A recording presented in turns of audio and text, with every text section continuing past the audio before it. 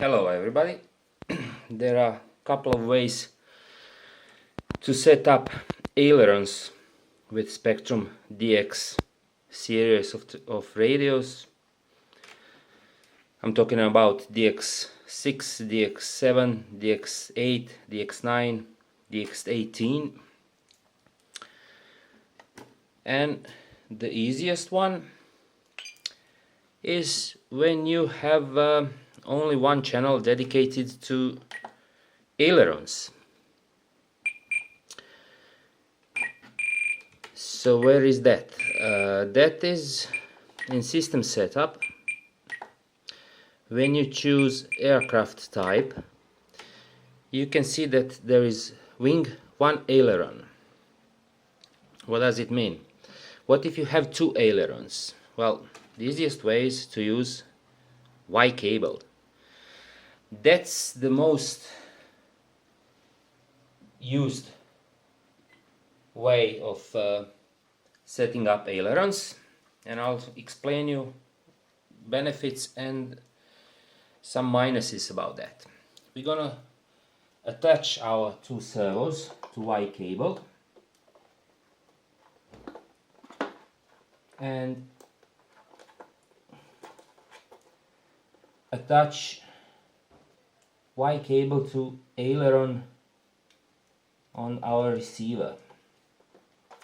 We're gonna power up the receiver.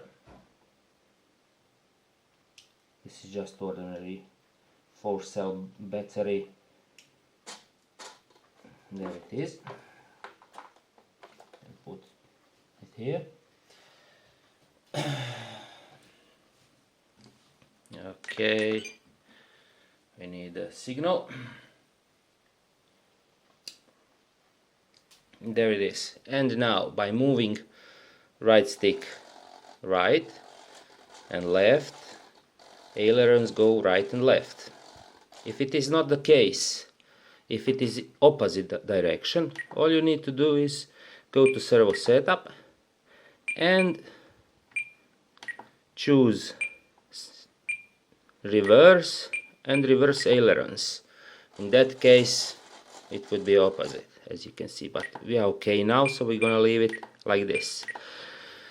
Now this way is okay, but as if you can see here, they are not aligned well. If we try to align them with a trimmer, oops, other side, yeah, we can align them, but there is a problem. You can't align each servo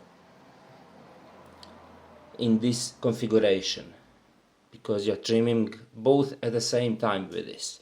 If you go to subtrim on servo setup, you have aileron channel. You can subtrim it too, but it is trimming both servos at the same time. Why? Because both servos are attached to single channel on our receiver. And occasionally they are aligned between each other, but the whole surface is a little bit up, and that is not good.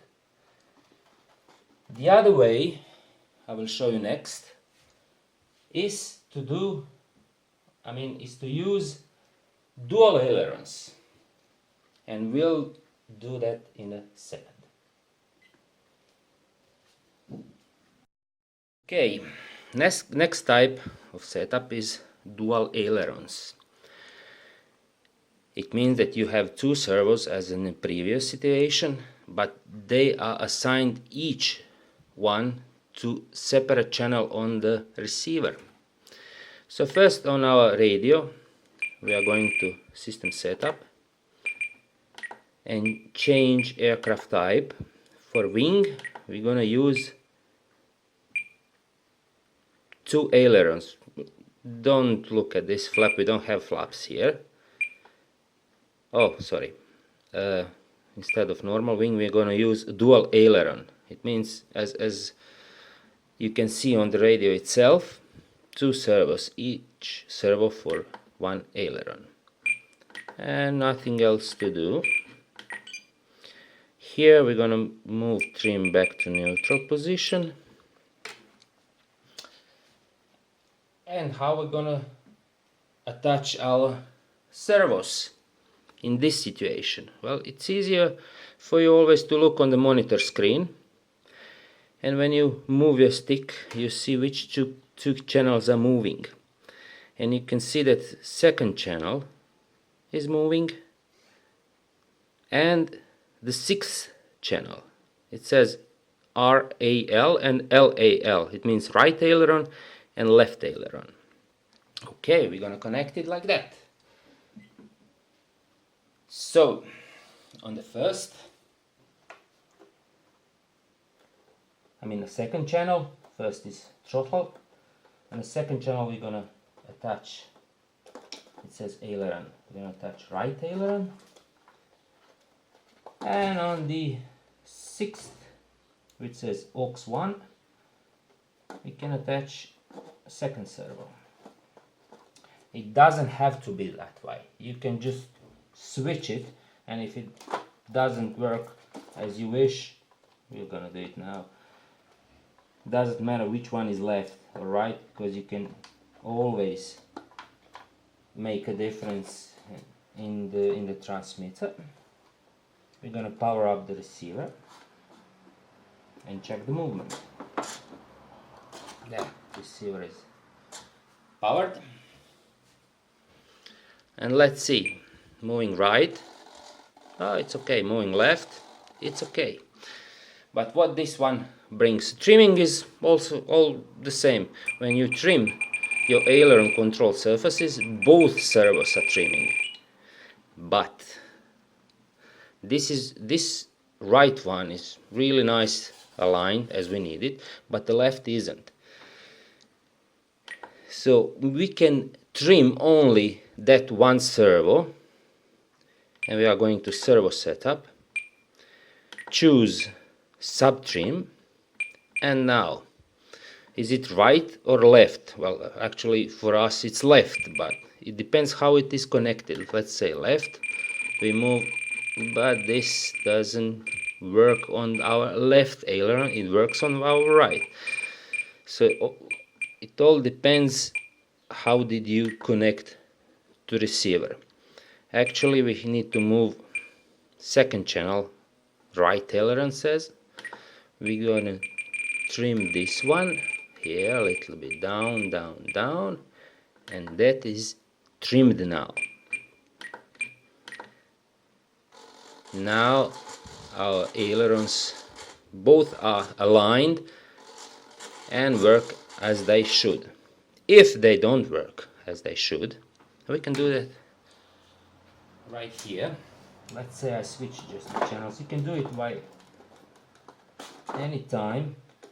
I'll switch channel 2 and channel 6.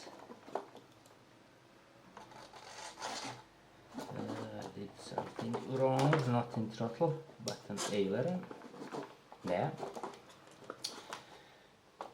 What happens when you set up dual ailerons and your servos don't move at the direction you wish to move? Well, this is the same thing what we do at the most simple way. All you have to do is go to servo setup and reverse those two channels, let's say right and left ailerons. I'm talking about situation when your control surfaces are moving opposite than it should. And you could then continue to use it as usual. I will not reverse it now, because we don't need to reverse it. They are working fine. Right is right, left is left. And the third option is using flaperons, and that's what we're gonna talk about now. Okay, third way of making ailerons on your model is called flaperons. What does that mean? Well, some models require flaps, like warbirds, It's much easier to take off and land with flaps. But what if your model does not have flaps, or does not have a room for flap servos or something like that? Then we can make our ailerons to act as flaps and as an aileron. I'll show you how. First of all, in aircraft type, we need to choose flaperons,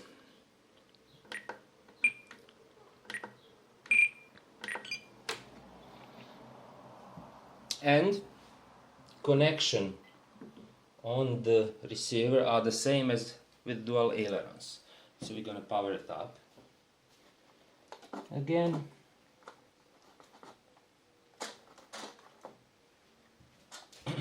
Okay, ailerons, they work like ailerons. Landing flaps. And what you see here is my previous setup. So I'll show you how to make flaps from ailerons.